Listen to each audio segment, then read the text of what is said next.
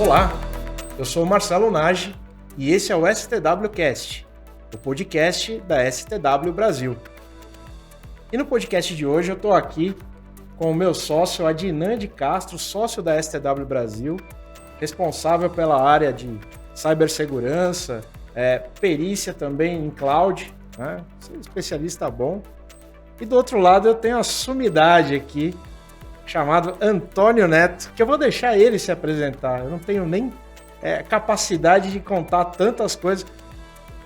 Neto, nós só temos um tempo restrito. 2 horas, tá bom ou não? Eu acho que dá mais se falar tudo que você já fez nessa vida, hein? Não, que nada. Eu sou Antônio Neto.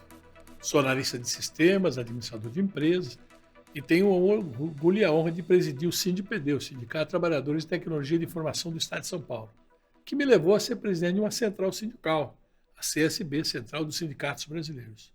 E andando pelo mundo da área sindical, Delegação de Trabalhadores da OIT, Federação Sindical Mundial, mas a minha casa é o SINDPD. É verdade. Eu já te conheço de longa data lá. Eu como sindicalizado também, né? Eu sou sócio lá do SINDPD. Tenho a honra de tê-lo sócio. E já me conheço de longa data, trabalhando aí para a categoria, né? Trazendo muitos benefícios, que às vezes as pessoas nem lembram que tem, né? Que nem lembram que não tinham direito e hoje tem o direito. E foi graças às lutas aí que o SINDPD trilhou ao longo desses anos todos, né? É verdade. Adnan, vamos fazer um pinga-fogo aqui com o Neto, né? Vamos fazer várias perguntas aqui. Isso aí.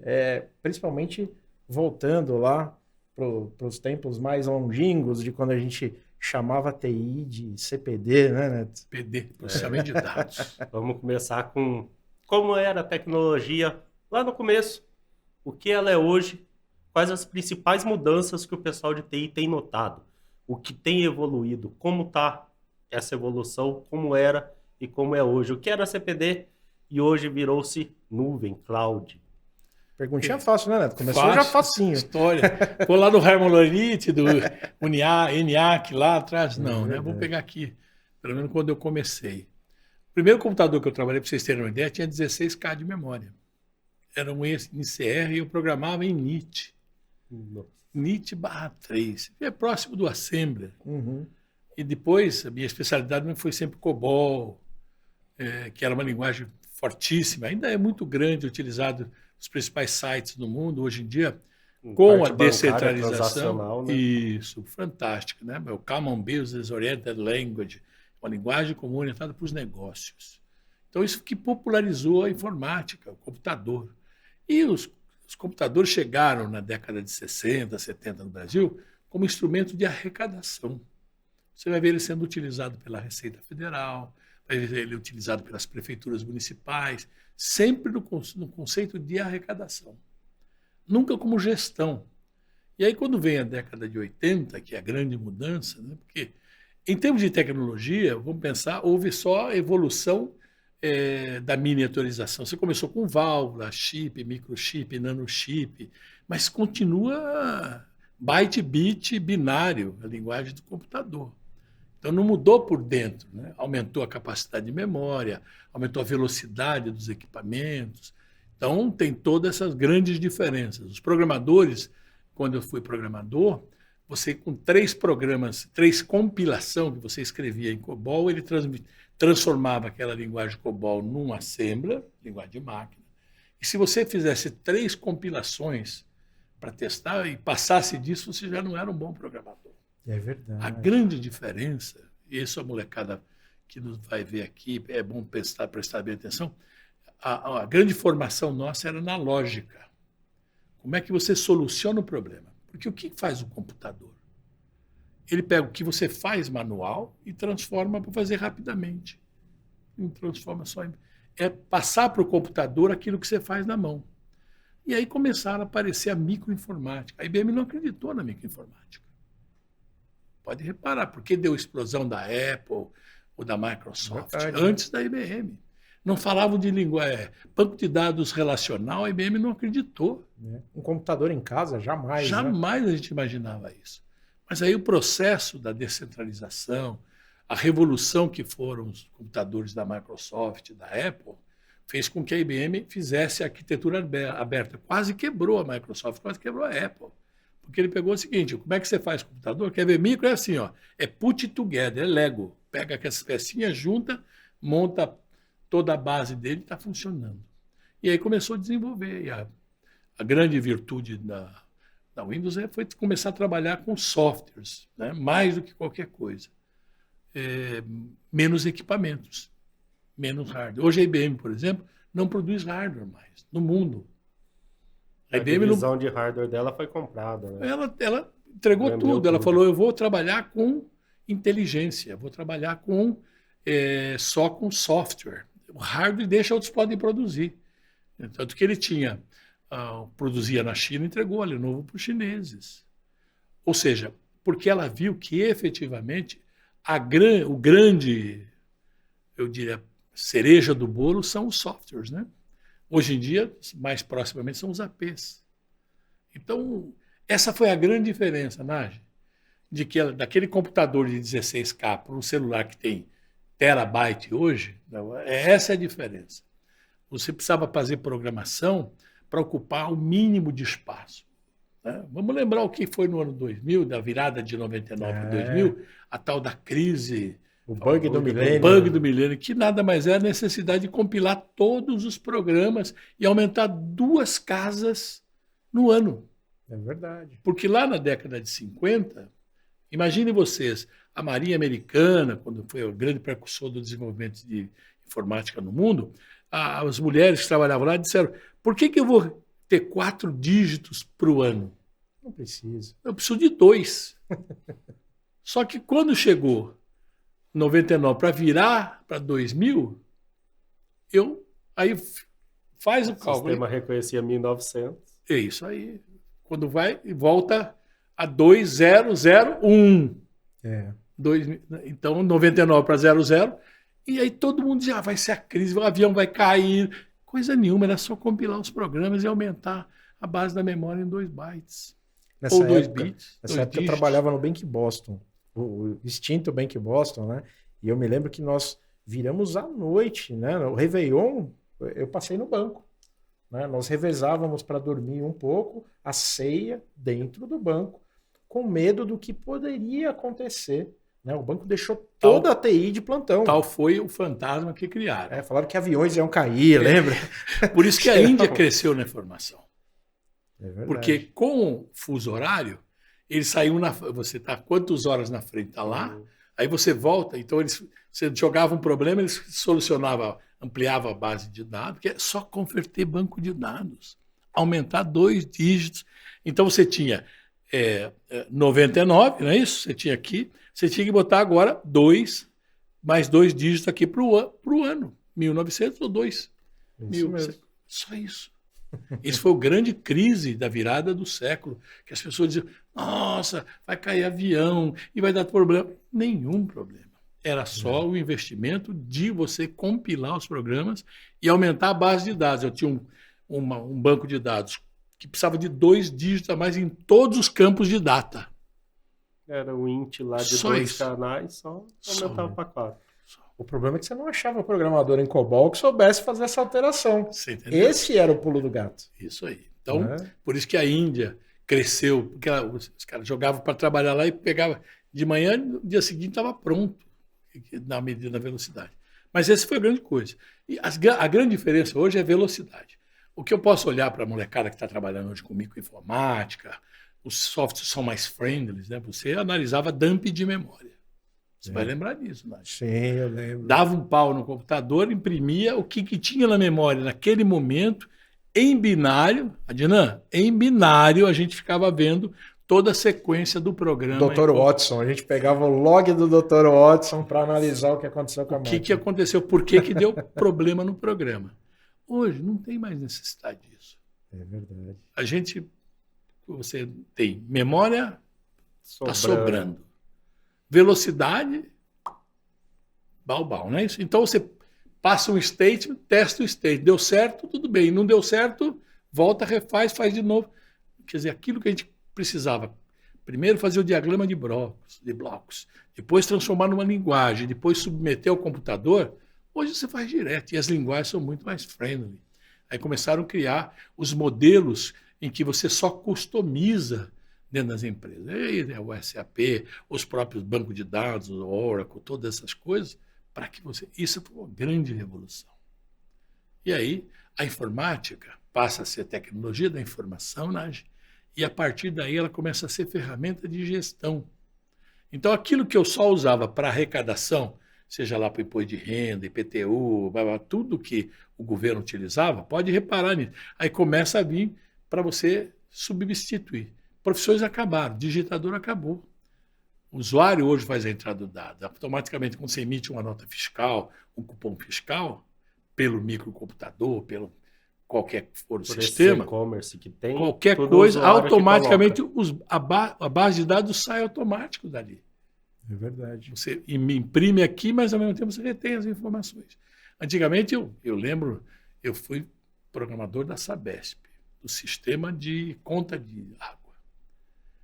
Tinha 260 ou 270 perfuradores de fita. O ciclo da emissão da conta d'água até ir lá e pagar e voltar, ser lido, digitado, né, perfurado, eram 40 dias. Nossa. O código de barra, quando chegou, eliminou 230 empregos dentro do setor que perfurava as fitas, porque você começou a automatizar.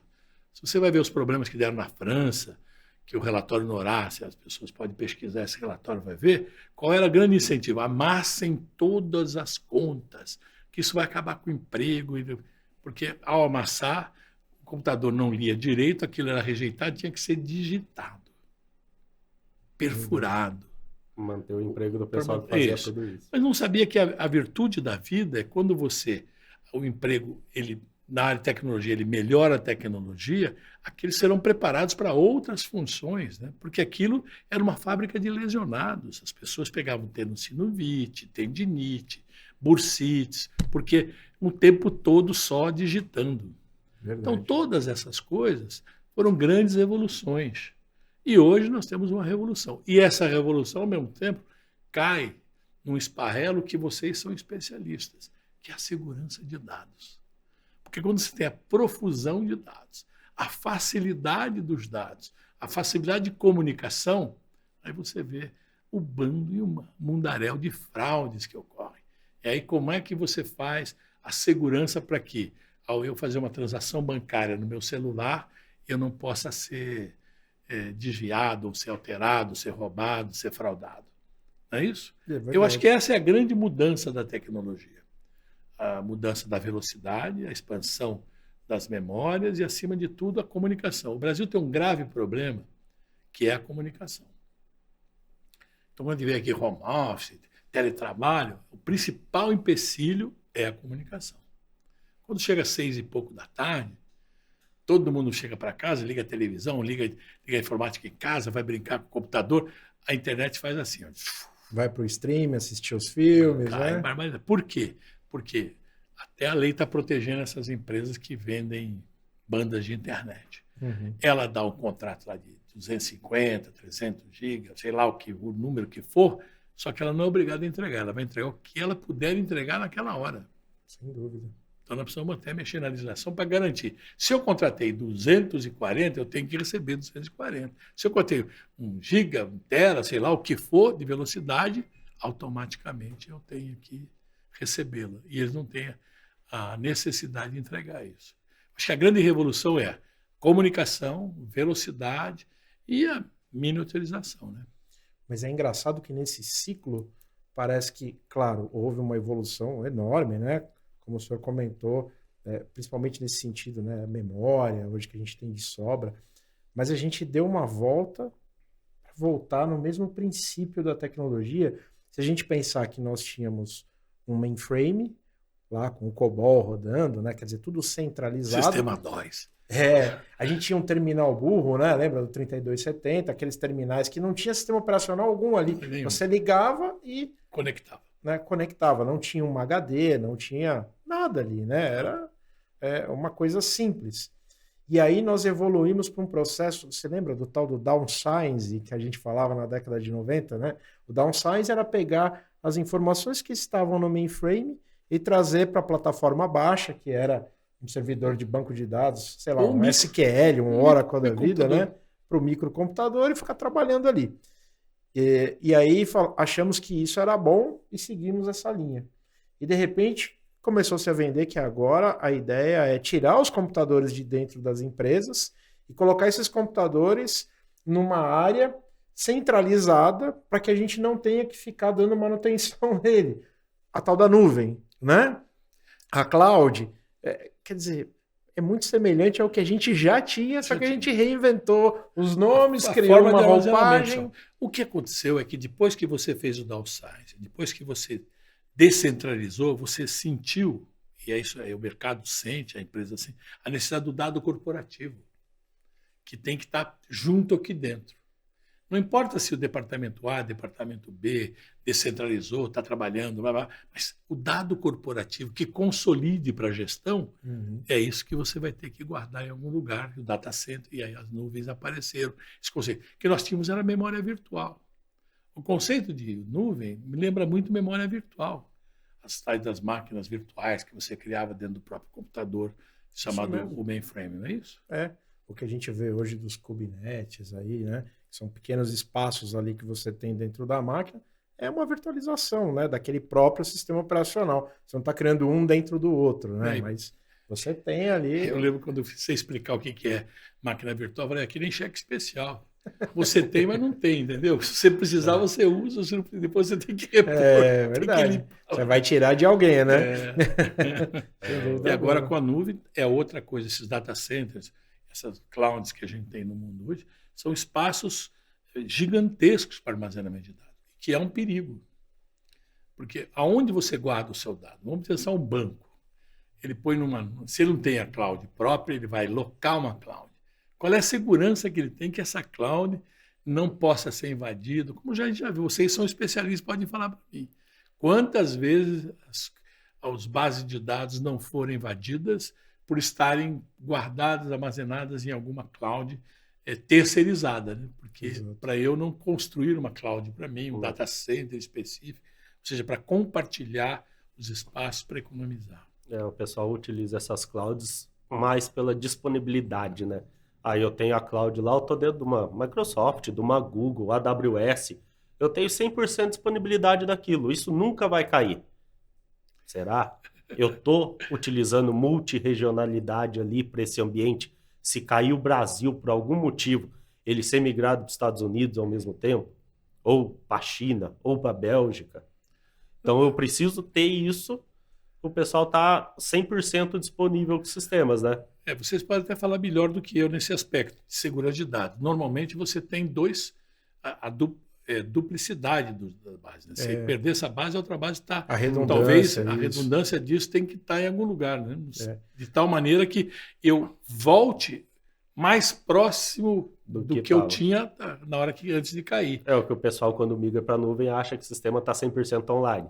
Se ele não fizer essas configurações, é um serviço contratado, tudo não é de graça. Se ele não souber que ele precisa disso, configurar, o sistema caiu por algum motivo ali, a máquina dele corrompeu, é uma máquina virtual, é um sistema operacional. Corrompeu, deu algum problema, foi invadido, que seja, essa máquina vai parar, se ele não tem essa redundância, mesmo estando na nuvem. Agora tem essa história de sequestrar, né?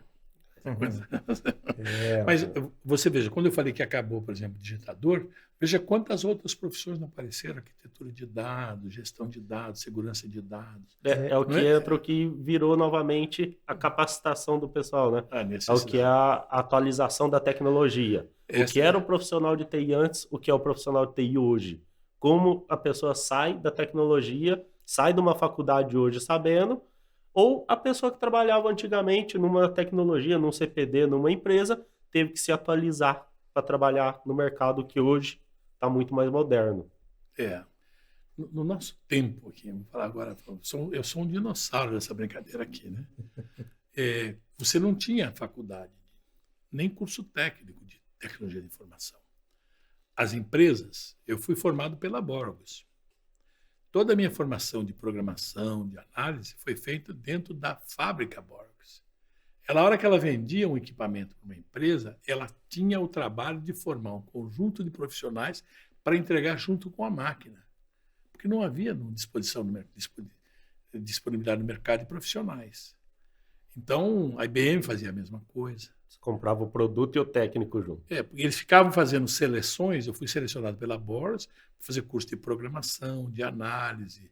Então, eu hoje tenho até feito uma proposta, não sei se eu já havia conversado com vocês sobre isso, durante a campanha presidencial passada, conversando com um candidato, Ciro Gomes, que é muito próximo da gente, eu propus a ele que a Brascom sempre dizia, nós vamos ter 800 mil, necessidade de 800 mil profissionais em 2025, como resolver isso? Eu disse, olha, nós temos estatísticos, administradores, engenheiros, matemáticos, né? E outras tantas profissões. Até advogado eu posso brincar que dá, porque para ser advogado precisa ter uma lógica. Verdade. Aí você faz toda uma seleção. Se o cara tiver lógica, a pessoa tiver lógica, tiver os princípios da lógica, você treiná-lo no equipamento é mais fácil. Então você pega um administrador, o que ele é formado? Sobre o negócio, ele tem uma visão de negócio, que é o que mais a gente precisa hoje, com a modernidade, com as linguagens friendly que a gente tem. São linguagens muito mais acessíveis. O que precisa é ter alguém que saiba o negócio. Então, pegar uma pessoa que tem uma formação de estatística, ou de matemática, ou de engenharia, ou de administração, e treiná-lo na ferramenta, quer dizer, e você vai ver que o cara está dirigindo o Uber, porque está sem emprego. Então, você faz um arrastão no Brasil, seleciona as pessoas e treina. Um treinamento, eu estou falando coisa séria, 380 horas, 400 horas. Né? E aí você pode, no mercado, pessoas com graduação universitária, às vezes até com mais de uma, e aí botando ele para a ferramenta, ensinando ele a utilizar a ferramenta. Sim, eu acho que o fundamental na área de TI é qualificação, especialização. Você tem nichos, né? A STW tem o nicho da segurança de dados, né? Daquilo que vocês podem fazer dentro da... Isto precisa formar muita gente para isso. Não só para segurança, como também para fazer análise dos dados, ajudar a descobrir aquilo que a gente vê você de vez em quando na televisão, orientando as pessoas para tomarem cuidado com as fraudes. Verdade. Então tem todo um trabalho. E você tem muita gente por aí que está perdido dirigindo um carro, porque se perdeu, está com uma formação muito boa acadêmica, seja matemático, engenheiro, ou seja administrador de empresa, estatístico, todas essas coisas, porque você pode treiná-lo numa ferramenta. Quer dizer, uma pessoa que tem nível superior, que se receber um treinamento, ela pode somar força no mercado de trabalho que está carecendo de profissionais na área de tecnologia da informação, em geral, não só segurança da informação, como desenvolvimento, qualquer suporte, coisa, né? SAP, o que você imaginar aí é treiná-lo na ferramenta. Mas eu estou propondo que seja um treinamento, não aquele treinamento fast food, não. Uhum. Não, é treiná-lo como você treina, é quase que um pós-graduação, 340 horas, 380 horas, é um curso de pós-graduação, não é? Verdade. Eu vejo algumas pessoas dizendo, né, que o grande problema para entrar, ele quer mudar de vida, né? Mas ele fala que é muito difícil porque ele não tem, às vezes, aquele subsídio, ele não tem verba para encarar uma pós, ou até mesmo cursos de curta duração que possa trazer conhecimento para que ele possa ingressar no mercado. Ele fala, se eu tivesse um emprego melhor, entra num círculo vicioso. Se eu ganhasse mais, eu poderia estudar. Mas para eu ganhar mais, no trabalho que eu faço hoje, eu tenho que dispor de mais horas, por exemplo, parafraseando o exemplo que o senhor deu do Uber. Tem que ficar 15 horas por dia dirigindo, não sobra tempo para ele estudar. Quer dizer, é um círculo vicioso. O problema é o que a sociedade, né, pode trazer justamente para mudar isso, né? O que, por exemplo, a STW Brasil ela tem uma frente que é a parte de treinamentos. Nós temos a AFD, que é uma academia, né, onde a gente, obviamente, tem cursos à venda, mas nós também temos cursos gratuitos para que as pessoas comecem a entender o que é uma determinada tecnologia, seja ele na área de forense, na área de cyber, na área de auditoria, programação, para que a pessoa Ganha tenha o uma primeiro- visão, dê o primeiro passo, né? Mas assim, você acredita que falta mais iniciativas desse tipo, com maior alcance, né? Eu digo alcance nacional mesmo, para a gente preparar melhor essas pessoas? E eu gosto dessa ideia, da gente aproveitar esse pessoal que hoje tem formação acadêmica, mas que não está naquela área, porque provavelmente a área está saturada, mas que ele pode somar, porque Sim, tem com conhecimentos certeza. equivalentes se for bem treinado, né? E você sabe que o Brasil tem dinheiro para isso. Olha que coisa. O FAT, que é o Fundo de Amparo ao Trabalhador, outrora dava dinheiro para formação e qualificação. Parou um pouco nos últimos anos. O Sistema S, que é o sistema SENAC, SENAI, Uhum. SEST, todo esse sistema, você tem em cada setor de atividade, na indústria, você tem o SESI, que é Serviço Social da Indústria, mas ao mesmo tempo você tem o SENAI, que é o Serviço Nacional de Aprendizagem Industrial. E aí você tem no SENAC, que é a mesma coisa, e lá tem um recurso fantástico. Como é que a gente vai partilhar esses recursos para que formemos mão de obra para esse tipo de coisa, efetivamente. Então tem FAT, tem o Sistema S, e poderia ter verbas do próprio governo, juntamente com as empresas, para que ele contrate pessoas para formá-las. O grande problema no Brasil é que as empresas de hoje em dia não investem na formação dos seus profissionais. E esta é uma área, eu que vivo já há alguns anos nela, assim, se você não estiver atualizando-se todos os dias, não adianta. Atualização Porque diária. a obsolescência dos equipamentos, principalmente, Verdade. e o upgrade que você tem dos softwares todos, você pega o iPhone cada 15 dias ou cada mês, você recebe lá, está sendo atualizado, você está com o iOS 16.8, ele atualiza e você nem sabe o que ele colocou lá dentro de novas features que você vai ter para usar que você não usa. Uhum. Eu brinco muito o Word. A gente usa o Word como se fosse uma máquina de escrever. O Word é uma das ferramentas mais fantásticas. É verdade mesmo. Se a Ele gente, tem e a muita gente não coisa ali. aprende como usar o Word. Você aprende a usar e usa sempre a mesma fonte, Não né? cria, né? Tamanho da fonte, e você usa como se fosse uma máquina de escrever. E aquele é uma ferramenta bota coisa nisso para você Inclusive, fazer programação dentro tudo, dele, né? É tudo, verdade. tudo. Então, fica uma coisa que eu digo para vocês. E a gente usa 10% do que o Word. E olhe lá. Essa é a grande problemática de quando você compra software, quando você desenvolve um software. O software é prêt-à-porter. Você vai na loja, comprou o terno. O máximo que você faz nele é dar uma ajeitadinha aqui, mas ele está pronto. Se você vai num alfaiate, você vai desenhar ele para você. Ele vai montar no seu corpo. Essa é a diferença.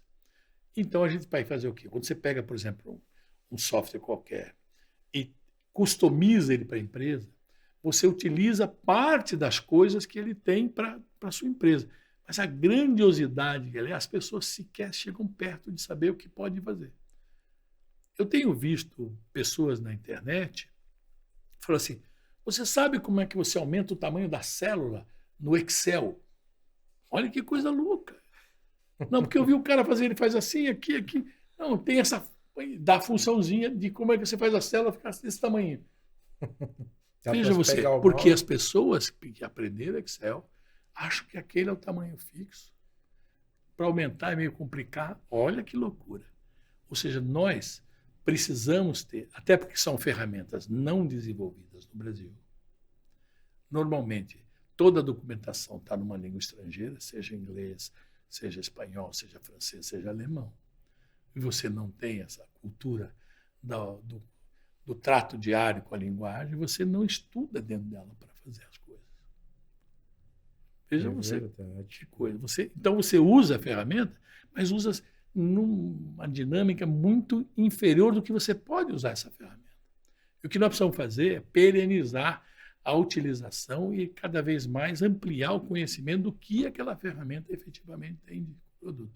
Aproveitando nesse conhecimento, o que o sindicato pode contribuir com esse tanto de gente que tem precisando de aperfeiçoamento e cursos novos? A gente tem feito parcerias, Adina. Essa é a grande coisa. Estamos pensando em alguma coisa grande, principalmente com essa história que a gente discutiu muito ano passado, da necessidade que disse aí a Associação das Empresas, que vai precisar de 800 mil profissionais na área de TI, com a explosão das Big Techs aí durante toda a pandemia e agora com o enxugamento das Big Techs, ficou uma coisa que a gente não tem ideia o que é efetivamente. Mas eu acho que a principal coisa é a gente montar parcerias de como é que nós vamos disponibilizar treinamento. Porque o grave problema das universidades, mesmo nos cursos de TI, você sai informado de lá de dentro. Eu saio de lá, o cara fala assim, qual é o certificado que você tem? Você é Microsoft, que nível? Qual a certificação Microsoft tem? Qual é a SAP que você tem? Qual é a Oracle que você tem? Ou seja, quais são os certificados que você tem? Você saiu da universidade, você fez 4 anos, às vezes 5 anos, você ganhou toda a estrutura lógica, todo o desenvolvimento, todas as coisas, análise de dados, desenho de dados, arquitetura de dados, tudo isso aí. Mas você vai no mercado, sabe o que o mercado quer de você? Ele não quer isso que você aprendeu, ele quer a sua certificação.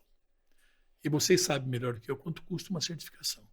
Então nós temos que criar um sistema, e o sindicato pode ajudar nisso, indo buscar dinheiro do FAT, para que ele possa, ou então colocar na convenção coletiva, que a empresa tem que fazer investimento. Porque as pessoas estão pagando do seu próprio bolso as suas certificações. E é caro, muito caro. Quando vocês fazem os seminários seus, os summits que vocês têm realizado, que são fantásticos, vocês sabem, as pessoas estão pagando do próprio bolso. Então, a empresa deveria fazer um investimento muito grande nisso, né? Eu acho que o sindicato pode, e vai fazer cada vez mais, insistir com as empresas na necessidade dela investir na qualificação dos seus funcionários, discutir com o governo recurso para que, em conjunto com as empresas, fazer um sharing da empresa e o governo para você cobrir a necessidade profissional que você tem. E não é uma coisa simples. Nós estamos até pensando na negociação coletiva, para você ter uma ideia, né? Reduzir a jornada de trabalho. Hoje é 40 horas, vamos reduzir para 36. Mas não reduz, né? Você dá 4 horas por semana para qualificação para ele. Então ele trabalha 40 horas, mas são 36 de trabalho e 4 de qualificação. Para ele estudar, para ele pesquisar. Uma das coisas é línguas, né? Por exemplo, inglês. Sem dúvida, né? sim. Eu até brinco que aqui a gente copia muita coisa dos Estados Unidos. Nós temos aqui o Casual Day, não temos? Toda sexta-feira, sei lá que data, a empresa, todo mundo vem lá, pá, hoje é Casual Day. Por que não criar um English Day? Que dá moça da portaria ao presidente da empresa, ao maior cargo da empresa, todos falem inglês naquele dia, para perenizar a língua. Porque aqui no Brasil, a dificuldade nossa é a perenização da nossa língua. Você falar inglês, mesmo que você faça um curso de inglês, você saiu do curso de inglês, você veio para a rua, você está falando português. Então ficou ali naquela sala, porque você não tem oportunidade de conviver e fazer conversas em inglês. Todos os artigos e pesquisas hoje em dia sobre softwares, documentações, 90% é em inglês. Vai fazer uma pesquisa na internet lá, estou com problema em servidor, problema com software, de programação. Se você não pesquisar em inglês, você não chega no resultado. Ou demora, porque tem muita pouca coisa em português. A maior parte está tudo em inglês. E eles acham que o Google Tradutor vai resolver o problema dele. Agora o chat GPT, né? Agora o chat GPT, que é outra coisa que é bom lembrar que o chat GPT é um copydesk do que existe armazenado no mundo de informação. E se não tiver, ele cria e bota aspas numa coisa que diz que você disse e que você não disse.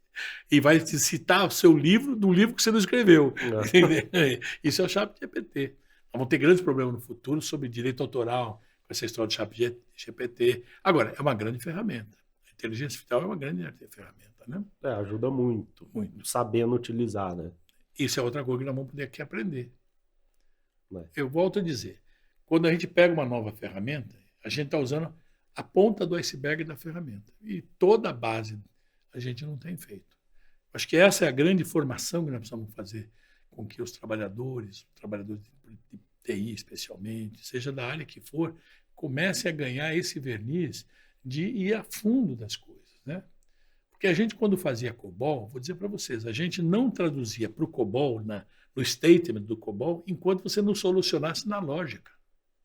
É verdade. Eu primeiro tinha Era que o teste de resolver mesa primeiro. na lógica, para depois transformar. Tinha a folha pra de linguagem. programação Bliss COBOL, lembra? A gente pegava aquelas folhas, coluna 7, comentário, coluna Isso. 8, começava a codificar na lapiseira. E aí Fazia digitava tudo. cada uma das linhas, perfurava cartão, aí você imprimia os cartões para conferir se não tinha erro de perfuração nos cartões, para não dar problema na compilação do programa. Ou seja, é óbvio que o tempo facilitou, que agora você escreve o statement, se você está errado, ele já corrige na hora, mas precisa ter um pouco mais de profundidade. Nós estamos ainda muito na nata, né? Estamos aqui em cima e tem muita coisa embaixo. É por isso que a Deep Web judia de todo mundo, né? Porque ninguém desce aqui embaixo para tentar. E virou até Dark Web, ficou como se fosse a coisa do mal, sabe? Nada mais é do que uma rede dentro de outra, né? Rede de Basta nada. se ter Mais o conhecimento para acessá-la. Acho que falta isso, né? As pessoas elas ficaram muito. Nós temos uma parte, né? Uma grande parte dos profissionais naquela parte rasa do conhecimento. Acha que o fato de ter feito a faculdade é o suficiente, porque ele consegue trabalhar ali como desenvolvedor ou como suporte, analista de rede, e não tem se aprofundado. Quer dizer, tem muito generalista, pouca gente se aprofundando de fato, seja pela falta de tempo, falta de dinheiro, ou até por incapacidade em línguas distintas da sua, né? E não indo buscar um conhecimento mais a fundo. Essa necessidade de se especializar, acho que isso está muito carente no mercado. É né? o que a gente sempre tem colocado isso, que capacitação é a palavra-chave dessa brincadeira. Como é que ele se capacita para pegar esse conhecimento e transformar em coisa pesada? Você pode reparar que esses caras que ficaram milionários quando desenvolveram um produto, alguma coisa, esses caras vieram a fundo da brincadeira. Não foi uma coisa assim, não. De repente ele botou ovo de pé de alguma coisa bem diferente. Porque o que tem de gente desenvolvendo AP por aí? Você sabe, tem buzilhão de AP para tudo, não é isso? Agora, o que é aquele AP que gerou aquele boom que alguém olhou para isso custa milhões, eu vou comprar por bilhões de dólares ou qualquer coisa? É alguma coisa bem especial. Não é uma coisa meramente olhando assim, traduzindo. Mas tem muita molecada que aí é mais na intuição estão desenvolvendo coisas. Por isso que eu acho que falta você formá-los, né? Formar em lógica. Eu vou falar uma brincadeira para você. Você sabe que é álgebra booleana. Uhum. Eu fiz curso de álgebra booleana, porque eu tinha que saber ler dump de memória. Sim. Se você falar álgebra Eu tive booleana... álgebra booleana na faculdade. Se você falar álgebra booleana para essa moçada de microcomputadores, não sabe o que é. E sem contar que hoje você tem aí a briga por software livre versus os softwares proprietários, aquelas coisas todas que são tendências, né? Então, eu creio que a gente tem... Vou repetir, nós temos uma porção, eu diria, muitos profissionais de outros setores que estão desencantados com o setor que trabalhavam e que poderiam, na área de TI, abrir um caminho de grande, eu diria, de grande desempenho, pelo que ele já tem de acúmulo de conhecimento. Porque o principal ele já tem, eles passaram. Tem uma graduação. Verdade. O cara é um administrador de empresa e está dirigindo o Uber, é um engenheiro, está dirigindo o Uber. Quer dizer, para graduar-se numa engenharia, nós sabemos que não é uma coisa simples. É digno, né? Ele está lá sustentando a não, vida não quero tal. menosprezar isso. Mas não é aquilo para que ele se formou. Ele não está feliz, né? Não deve estar feliz. Alguns poderão até estar porque... Que bom, né? Quem claro, estiver feliz... Eu estou dizendo o seguinte, talvez você pegou bem um tema, não quero com isso dizer que é indigno. A gente não, pelo contrário, eu estou dizendo o seguinte, você tem muita gente que poderia ser advogado, não, porque está saturado o mercado, então ele não pode ser, então ele vai fazer o que aparece no momento. Mas, na verdade, ele poderia, com o conhecimento que ele já tem, de repente, abrir um caminho de uma nova profissão na área de tecnologia de informação. Porque você pega, o cara tem todo o conhecimento de direito, tem lógica, ele pode trabalhar na área de auditoria. Não é isso? Pode, claro. Com certeza. Não é isso? Sem dúvida. O cara de estatística pode ajudar muito na formatação de banco de dados, BIs, todas essas coisas, não pode? Principalmente o pessoal de finanças. Finanças, administrador de empresa. São essas coisas que eu digo. É esse pessoal que eu quero dizer. Há uma possibilidade de voltar a ter como tinha no passado. O que saía no domingo no jornal assim? A Borgo está selecionando.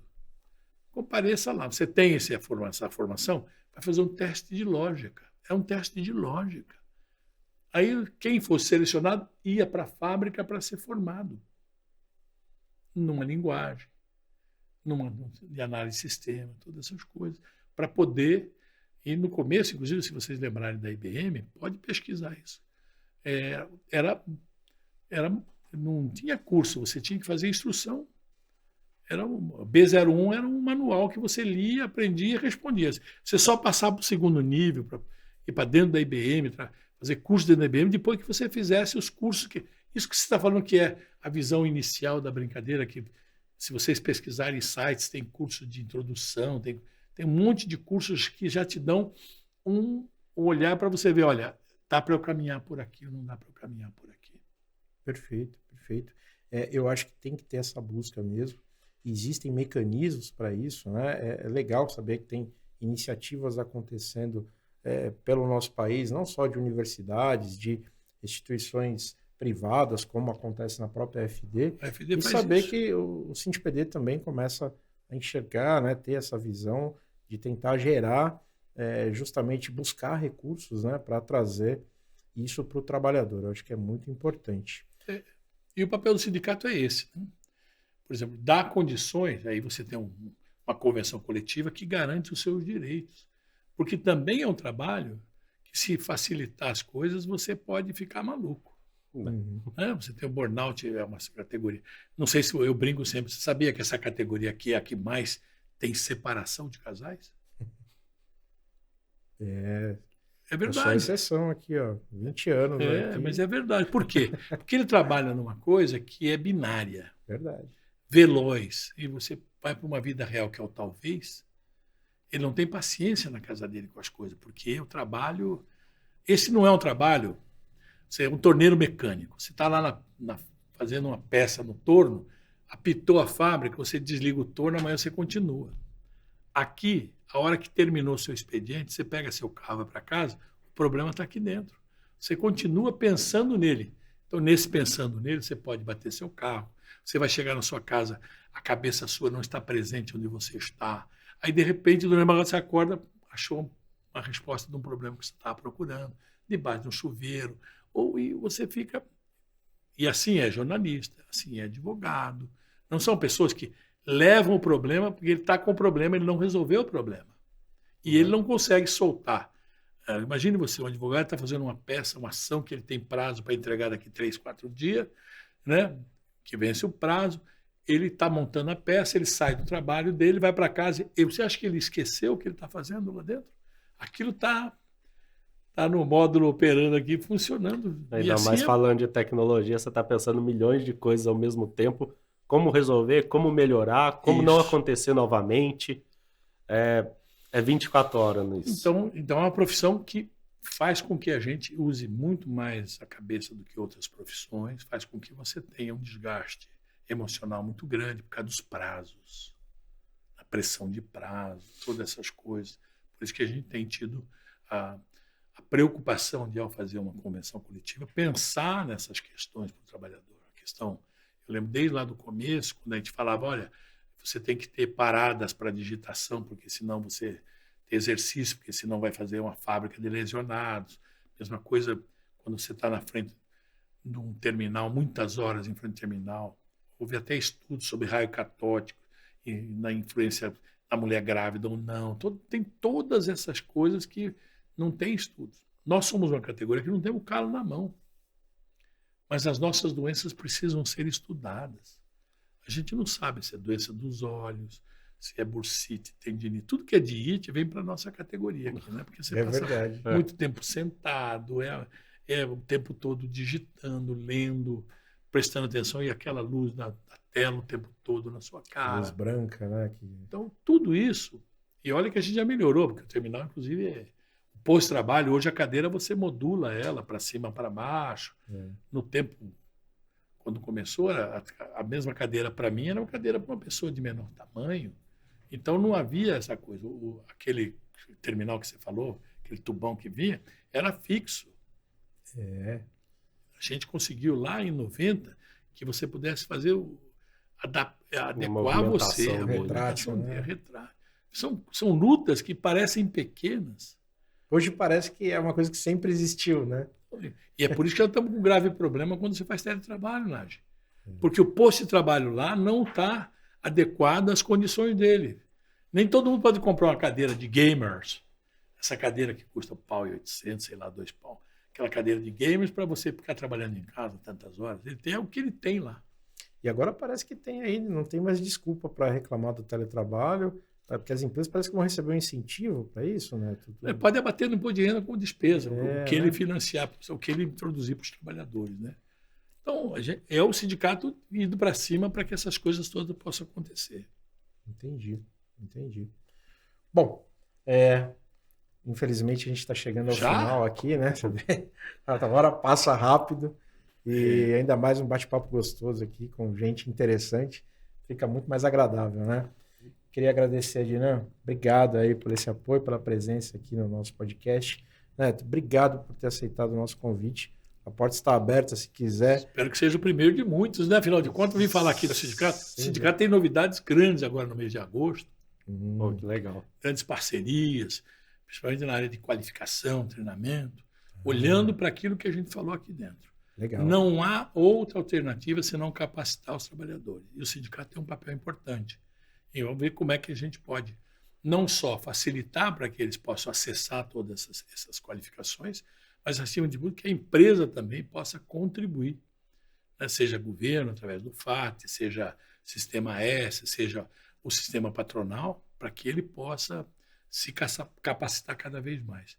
Porque este é um setor que, se não se capacitar, não é aquilo que você vai trocar o pneu, você tira o pneu do mesmo jeito sempre, vai corrigir a cama, nada disso. Isso aqui, na próxima semana, o mesmo computador está atualizado, tem coisas novas dentro dele, tem modificações, o software é a mesma coisa, e o usuário pedindo coisa, né? É isso? O usuário sempre pedindo coisa. Porque a gente presta serviço para a empresa quando ela desenvolve, imagine banco, né? Você veja como revolucionou o sistema bancário com a tecnologia da informação. Nós temos uma das maiores tecnologias de informação no mundo bancário. Isso fruto lá do problema de 90, das hiperinflações que nós tínhamos, o banco sempre teve muito desenvolvimento. Então veja aí a facilidade que você tem hoje para trabalhar com o sistema bancário nos mobiles, né? Verdade. Então eu quero agradecer vocês para que a gente possa ver. E convidar aqueles que possam nos ver aqui, se não conhecem o SINDPD, está lá, www.sindpd.org.br, e ver o que a gente tem lá, não só na área de qualificação, formação, mas nos benefícios diretos dentro da convenção coletiva, que é muito importante. E se você não é sócio, faça a comunagem. É sócio do SINDPD há muito tempo. É isso aí. E a gente nos conhece já há alguns anos, porque o SINDPD tem procurado sempre fazer uma boa convenção coletiva para representar os trabalhadores de TI no estado de São Paulo. Antônio Neto, muito obrigado. Muito obrigado, Neto. É isso aí. Se você gostou desse conteúdo, acompanhe a gente aqui nas redes sociais e divulgue, né, os podcasts que a gente divulgou aqui no STWcast, para que mais pessoas tenham alcance a esse tipo de informação. Até a próxima!